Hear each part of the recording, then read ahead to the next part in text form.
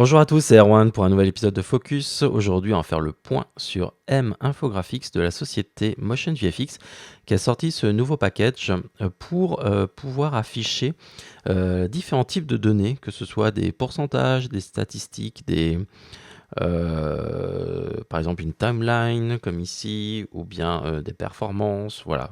Tout ce qui peut être transcrit en graphique, vous allez pouvoir récupérer en fait différents éléments plutôt sympathique et plutôt très joli. Ça a été repris par exemple justement un peu des choses au niveau des DRH, des choses comme ça, au niveau des compétences, ainsi de suite. Donc on va voir comment les utiliser avec Final Cut Pro 10 parce que c'est un package qui est uniquement disponible pour Final Cut Pro 10 au prix de 69 $. Donc c'est un petit peu plus cher que l'habitude des autres plugins de Motion VFX, mais là c'est vraiment très intéressant et surtout ça va aider beaucoup de personnes à afficher rapidement quand vous devez avoir un graphe juste à côté pour étayer des propos lors d'une interview. Ça peut être assez intéressant. Donc on va passer tout de suite dans Final Cut Pro 10. Voilà. Et voir un petit peu comment ça se passe. Alors ici, là, j'ai un petit graphe par défaut. Pour afficher dans la bibliothèque de Final Cut Pro 10, il suffit d'aller dans Texte. Et dans Texte, vous allez dans la rubrique M Infographics de Motion VFX. Et là, vous allez avoir accès aux 60 éléments directement disponibles. Donc là, je vais pouvoir aller tout en bas. Et ce qui est intéressant, c'est que vous avez différents types d'éléments. Donc vous avez des diagrammes avec des pourcentages, des choses comme ça, mais vous avez aussi des textes, donc des petits textes qui vont vous permettre très facilement de pouvoir nommer un petit peu le type de graphique ou, par exemple, dans certains cas, afficher en fait des points pour préciser à l'intérieur d'un graphique ou d'une valeur quels sont les différents éléments. Donc, pour commencer, je vais vous montrer quelques exemples pour vous montrer un petit peu l'éventail des paramètres disponibles au sein de M Infographics. Mais je ne vais pas faire les 60 bien sûr parce que ça va être un petit peu long. Je vais essayer de vous montrer les possibilités directes. Donc par exemple, je vais enlever celui-ci, vous remettre le même, mais pour vous montrer un petit peu comment ça fonctionne. Donc c'est un titre que vous pouvez mettre soit directement dans votre timeline, dans votre scénario principal, ou bien par-dessus une image, bien sûr, il y a les éléments. Et ce qui est assez appréciable, c'est que directement au sein de votre moniteur, ici de votre vue, vous allez pouvoir modifier des choses. Par exemple, ici, je vais pouvoir modifier bien sûr le texte. Donc ça, on a un peu l'habitude avec Final Cut Pro 10 et puis les templates, les modèles de Motion. Bah là, c'est la même chose. Mais ce qui est très intéressant avec un infographique, c'est que vous allez pouvoir modifier les valeurs directement ici. Donc vous voyez ici, on a des petits points de pivot en fait de valeur que je vais pouvoir utiliser pour monter la valeur, vous voyez, de 100% à 0%. D'accord? Je vais pouvoir jouer là-dessus. Et donc je vais pouvoir ici m'amuser à placer les valeurs en fonction des mois. Voilà, pour montrer ici soit la progression, soit la chute, voilà, de mes différents éléments. Je vais pouvoir aussi directement, donc on va mettre une croissance plutôt, comme ceci, même si à un moment donné il y a une petite rebaisse, voilà. Et puis à la fin, on a une croissance à 90%. Vous avez aussi la possibilité de modifier ici la position directement au sein de votre élément. Donc ça, c'est aussi très pratique. Ça vous évite en fait d'utiliser l'outil de transformation qui est ici, qui vous du coup déplace tout le calque. Et certains effets, par exemple, s'appliquent à l'intérieur du calque et pas à l'extérieur. Donc des fois, vous pouvez avoir des petits problèmes.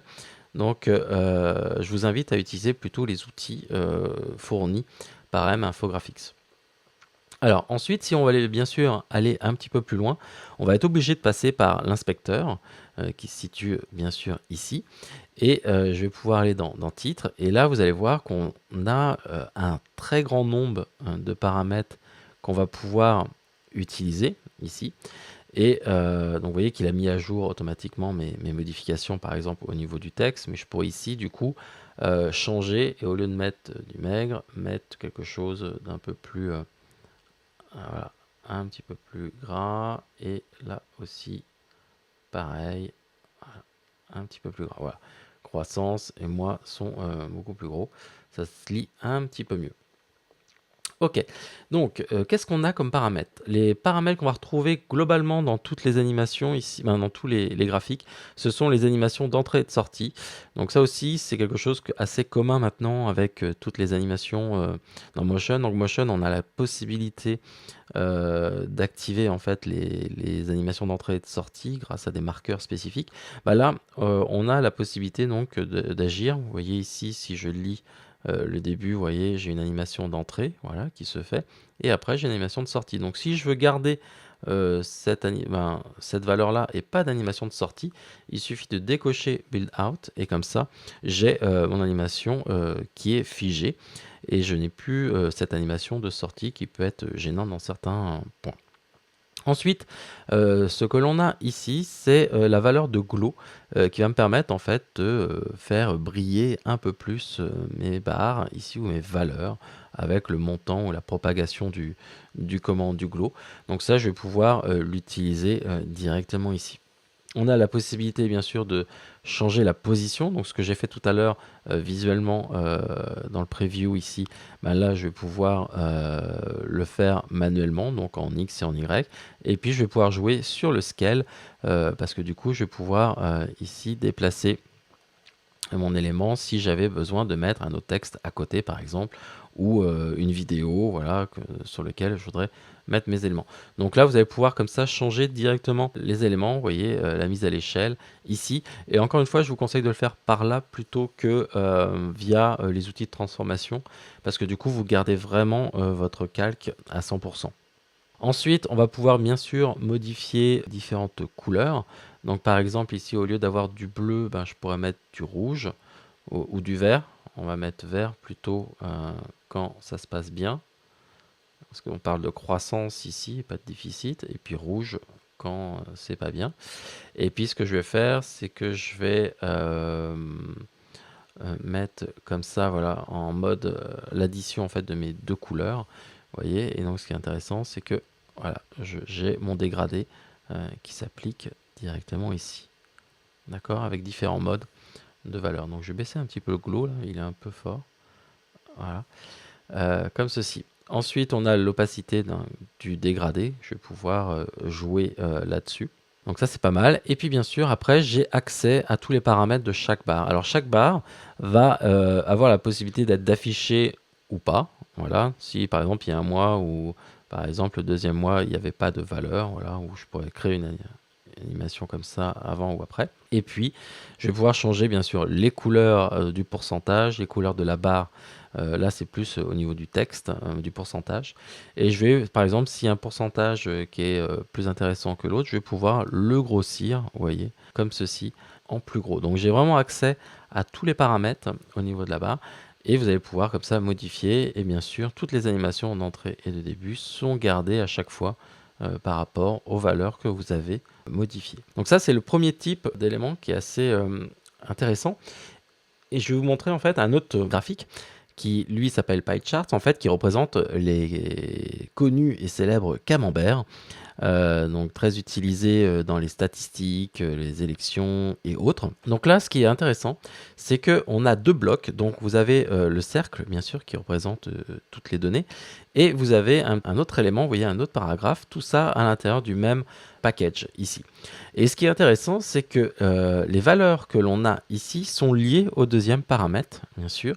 Donc si je modifie par exemple ce premier élément, vous voyez qu'automatiquement toutes les statistiques sont prises en charge ici, et je vais pouvoir par exemple ajuster ces valeurs-là directement au sein de mon interface. Et pas besoin de rentrer des valeurs manuellement au sein de mon titre, par exemple dans l'inspecteur ici. Donc ça, c'est plutôt, encore une fois, vous allez pouvoir changer bien sûr tous les titres, ainsi de suite. Je vais pas vous le refaire, mais c'est ça qui est fait une des forces, je trouve, de M-Infographics, c'est le fait d'avoir lié tous les paramètres et d'avoir quelque chose de très simple qui va vous permettre très rapidement de faire vos représentations graphiques sans trop vous prendre la tête.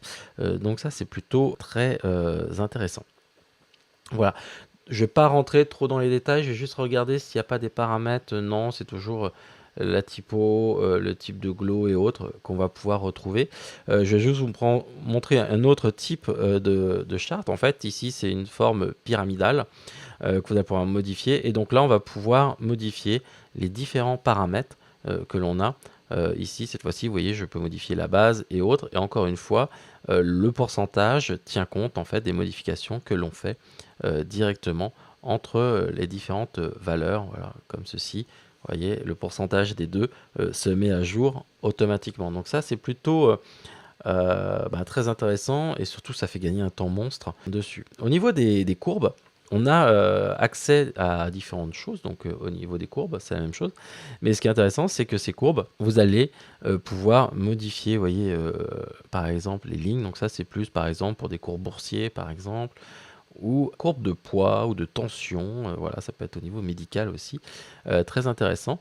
Et puis bien sûr, au niveau du titrage, vous avez accès donc aux différentes animations, aux différentes couleurs. Donc si je veux modifier une courbe, voilà, au niveau de la couleur, je vais pouvoir le faire. On va mettre du jaune comme ceci, et puis je peux demander à ce qu'elle soit un peu plus grosse, et puis l'autre aussi, tac, pour que ce soit beaucoup plus visible. Voilà, comme ceci. Donc ce qui est intéressant ici, c'est que, encore une fois, c'est très simple d'utilisation. Vous allez pouvoir modifier, bien sûr, les différentes valeurs, que ce soit ici ou bien au niveau de l'abscisse ou de l'ordonnée. Euh, et je ne vais pas me répéter, mais tout est entièrement paramétrable et modifiable. Là, par exemple, on a au niveau des valeurs de fonte, vous voyez ici, la possibilité de dire, par exemple, là, je voudrais quelque chose de beaucoup plus gras. Vous voyez, je peux changer la taille ou l'épaisseur en fait de mon élément. Donc, on va mettre du gras italique, voilà, pour que le 200%, par exemple, si j'arrive à cette valeur-là, se visualise beaucoup mieux. Voilà. Ou je pourrais faire la même chose avec le 0 par exemple, ainsi de suite. Ok. Donc une autre méthode aussi qui est très intéressante. Donc là, un truc un petit peu plus complexe, hein. Ici, ça c'est plus au niveau de la DRH en fait qu'ils utilisent ce genre de choses avec points forts et les points faibles en fait en fonction de différents éléments, donc de l'intelligence, de la force, de la dextérité, de la confiance, voilà. Donc ça, ce qui est intéressant, c'est que tous ces paramètres-là, vous allez pouvoir les modifier. Par exemple, je vais mettre force et recovery ici, là. Je peux monter, par exemple, l'endurance, voilà, ici. Et donc, automatiquement, vous avez accès à tous ces éléments-là. Et ça tient compte, vous voyez, par exemple, de la perspective et donc de la déformation de mon élément ici. Et donc, on retrouve encore cette façon de lier les différents paramètres, ce qui va vous permettre de gagner beaucoup plus de temps au lieu de le faire à la main à chaque fois. Et surtout, si vous devez répéter ça plusieurs fois pour différentes personnes, par exemple, ou par exemple dans le cas des camemberts, pour différentes élections dans les différents départements ou régions dessus. Un autre élément ici, là je voulais vous montrer, par exemple, il y en a un qui était un peu plus graphique, celui-ci, que j'aimais bien. C'est par exemple au niveau de cet élément-là. Donc je vais pouvoir le sélectionner. Et on va voir qu'au niveau du titre, il n'y a pas obligatoirement grand-chose à faire, si ce n'est que on va pouvoir, par exemple, décaler sa position. Donc, je vais pouvoir le mettre un petit peu plus voilà, sur la gauche, voilà, comme ceci. Et puis là, comme c'est le vin, je vais changer en fait sa couleur. Et puis, on va mettre du rouge. Voilà. Et puis, je vais éviter le dégradé. On va mettre aussi un rouge un peu plus soutenu, voilà, comme ceci, et l'autre aussi. Voilà, au niveau du dégradé, peut-être un peu plus orangé ou un petit peu plus clair. Voilà, comme ceci. Et puis, je vais avoir, par exemple, ici le pourcentage, alors on pourrait dire d'alcool ou ainsi de suite. Donc là, 65%, c'est plus du vin rouge. Mais en tout cas, on va pouvoir, vous voyez ici, changer dans le format différents types. Par exemple, je pourrais mettre juste un nombre, voilà. Par exemple, ça peut être 65 bouteilles, ça pourrait être une devise, donc on va dire 65 € le prix moyen d'une bouteille, ainsi de suite, donc ce qui fait un peu cher. Mais après, je peux avoir scientifique, je peux avoir différentes prononciations, vous voyez, 65, l'écrire, ou en binaire, donc là ça n'a pas trop d'intérêt, et en hexadécimal encore moins. Mais globalement ici, par exemple pour devise, je pourrais mettre en euros. Voilà, donc c'est des petites choses assez simples parce que j'aurais pu le rajouter, mais ça permet d'aller encore plus vite. Et c'est toujours cet effet de gain de temps que j'ai trouvé avec M-Infographics qui vous permet de faire ce genre de choses dessus. Un autre diagramme, en fait, pour vous montrer aussi différentes choses, parce que c'est vraiment à explorer. Par exemple, c'est des pourcentages qui sont liés à la taille du diagramme. Par exemple, ici, je pourrais augmenter, donc si je sélectionne le diagramme, voilà. Ici, j'ai la petite barre, vous voyez, et si j'augmente la barre, vous voyez, on retrouve ce qu'on avait tout à l'heure avec mon élément. J'augmente en fait la taille de mon diagramme ici pour la représentation homme-femme, ici que je pourrais descendre ou monter, vous voyez, comme ceci. Et comme on est pour l'égalité parfaite, voilà, 90-90. Donc ça, c'est encore un autre moyen de vous montrer ce genre de choses directement. Un autre élément, donc là j'ai fait quelque chose d'un peu plus fourni avec une incrustation. Donc là je vais faire un Shift Z ici pour qu'on voit un petit peu tous les éléments. Donc là on a, je remercie encore Aline Capella, vous pourrez retrouver sur son Facebook, une actrice qui est très talentueuse. Globalement, donc incrustation sur fond vert que j'ai fait un petit peu rapidement, donc il y a encore des petites choses à affiner. Mais c'est surtout par rapport à la map qu'il y a derrière ici. Parce que si je sélectionne mon texte, là je vais avoir des choses très intéressantes. C'est-à-dire que je vais pouvoir, en fonction des villes, ici, et la population, changer la couleur. Par exemple, si je vais dans l'Indiana, le Kansas plutôt, voilà, je pourrais changer, vous voyez, le Kansas c'est ce qui est en plein milieu ici, vous voyez au niveau du point de pivot, je pourrais changer la couleur en fonction de sa population. Donc là, ce qui est intéressant, c'est plus la taille, c'est qu'on va modifier la couleur. Et par exemple, ici, je vois que pour la quatrième valeur, en fait, on arrive à un gris. Et là, je vais mettre par exemple un rouge, donc pour les zones très peuplées, voilà. Et donc là, on va pouvoir modifier. Donc si je fais la même chose avec le Montana, par exemple, je pourrais transformer le Montana en rouge, vous voyez, directement en augmentant la valeur dessus. Donc ça, c'est assez intéressant, c'est-à-dire que cette fois-ci, on a des liens non plus par rapport à un positionnement, ni par rapport à une taille, mais par rapport à une couleur. Et donc, encore une fois, par rapport à des élections, ça peut être extrêmement intéressant. Et puis après, je ne vais pas rentrer dans les détails, mais par exemple ici, moi, ce que j'ai utilisé pour l'affiner, vous voyez, j'ai juste utilisé la distorsion pour agrandir et positionner mon élément par-dessus le fond. Donc voilà. En bas, vous avez bien sûr tous les paramètres qui se mettent à jour automatiquement. Vous voyez, en fonction de la quatrième valeur, la quatrième valeur rouge, en fait, c'est activé, c'est mis à jour automatiquement. Que dire de plus? C'est tout pour celui-ci. Dernier petit point. Alors, celui-ci, là, c'est plus Aline qui est disponible. On va faire une invasion de zombies. Donc, dans les films, souvent, il y a pouvez-vous prédire un petit peu l'invasion?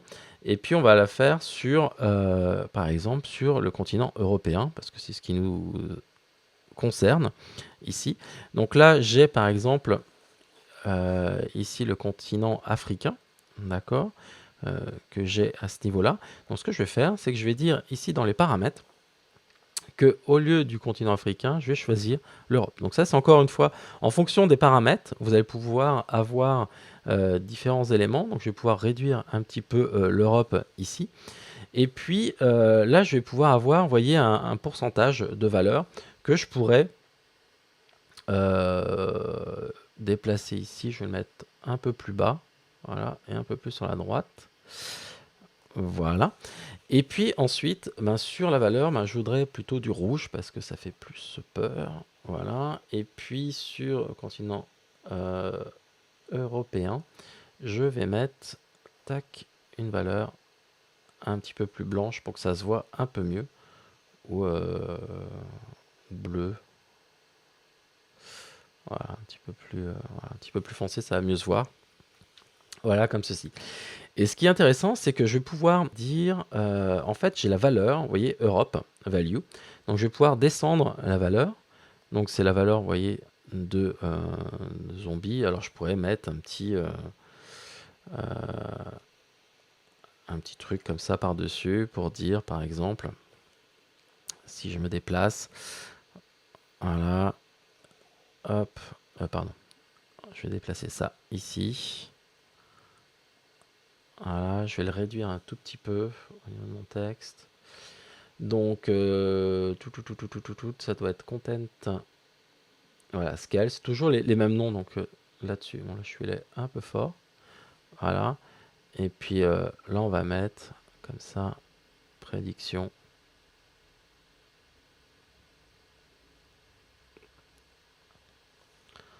Je vais rentrer ça, on va mettre prédiction, invasion, voilà, contamination plutôt. Contamination, zombie.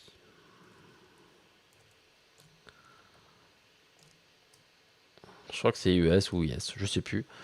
On s'en fiche un petit peu. Voilà. Et donc, ici, je vais pouvoir en fait animer ce diagramme moi-même. Donc, par exemple, je vais faire ici, je vais sélectionner plutôt le bon diagramme. Voilà. Et je vais aller dans la valeur Europe. Je vais créer un point clé à ce niveau-là. Et puis, je vais mettre 0%. D'accord. Ensuite, je me déplace ici. Et là, je vais mettre un autre point clé et on va mettre, allez, on va être un peu gentil, on va mettre 85%. Non, c'est peut-être un peu too much. Ouais, 70%. Comme ça, il y aura 7 personnes sur 10 qui sont contaminées. Et du coup, si je joue, en fait, maintenant cette animation, je vais avoir, en fait, la prédiction qui va monter petit à petit dessus. Mais ce qui est intéressant, c'est que, comme je vous répète, chaque diagramme a ses propres paramètres. Donc là, au lieu de faire une montée, vous voyez, de la façon verticale, et faire quelque chose qui se répand à l'intérieur de l'Europe, je pourrais faire plutôt au niveau animation, round animation, d'accord, comme ceci. Et donc du coup, vous voyez, ça se propage un petit peu comme une explosion nucléaire. Et donc, je vais avoir cette animation, voilà, qui se propage, et j'ai la propagation ici des zombies à travers l'Europe. Comme ceci. Voilà. Donc voilà un petit peu différentes astuces pour utiliser et puis pour vous montrer un petit peu les différents types de diagrammes. Il y en a 60. Vous voyez, il y en a différentes avec des différents types de courbes. Il y a des cercles. Vous voyez. Ça se fait, c'est extrêmement intuitif. C'est vraiment pas compliqué à utiliser et ça vous permet d'aller très très vite et d'afficher vos valeurs, vos graphiques de façon très très simple. Donc je vous invite vraiment, si vous avez besoin d'utiliser ce genre de graphique pour représenter différents types de valeurs, que ce soit pour des institutionnels, pour des journaux télé, pour par exemple des résultats d'élections, par exemple, ou pour différents types de... sur un produit, par exemple, est-ce que ce produit est recyclable et quels sont les produits recyclables à l'intérieur. Je vous invite vraiment à regarder ça de plus près. Contamination zombie, oui, je n'ai pas enlevé le reste. Mais en tout cas, je vous invite vraiment à regarder M Infographics de Motion VFX. Je vais revenir sur la page dessus, qui est disponible donc à 69 €. Et puis sur le site, vous pouvez, si vous allez tout en bas, vous voyez comme ceci, si vous restez dessus, vous avez l'affichage des différentes données. Donc ça permet très bien, c'est très facile pour visualiser un petit peu comment sont les animations et voir les différents types d'animations disponibles, s'il y a des choses qui vous intéressent plus ou moins. Voilà. En tout cas, merci d'être resté jusqu'au bout de cette trop longue vidéo et je vous donne rendez-vous sur yakakak.fr pour soit des news, soit de nouvelles vidéos, de nouveaux focus ou de nouvelles interviews. À plus tard, ciao ciao, bye bye.